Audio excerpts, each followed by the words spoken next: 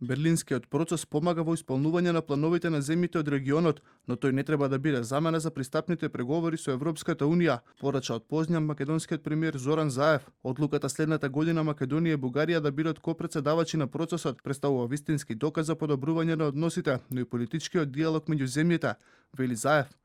Берлинскиот процес несомнено се покажа дека помага во остварување на стратешката цел на регионот, негова интеграција во Европската Унија.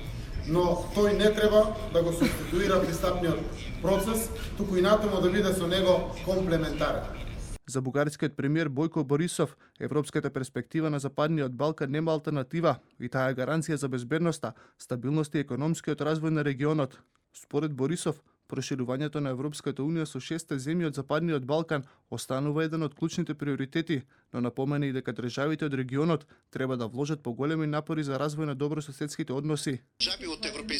За нас е важно Западниот Балкан никогаш повеќе да не се врати во состојба на конфликти, непријателства и национализам како што беше во 90-тите години од 20-тиот век. Државите од Западен Балкан треба да вложат максимални напори за развој на односите со своите соседи од Европската Унија. Несомнено еден од најдобрите примери за тоа е договорот меѓу Софија и Скопје, што ја отвори можноста за отварање на преговорите со Северна Македонија за членство во Унијата. Борисов вели дека договорот за пријателство меѓу Софија и Скопје е пример за градење на добрососедските односи во регионот и дека и останатите земји треба да го следат тој пример. Германската канцеларка Ангела Меркел пак порача дека го потврдува мислењето на францускиот претседател Емануел Макрон дека се потребни реформи во Унијата, но дека тоа не значи и напуштање на преговорите.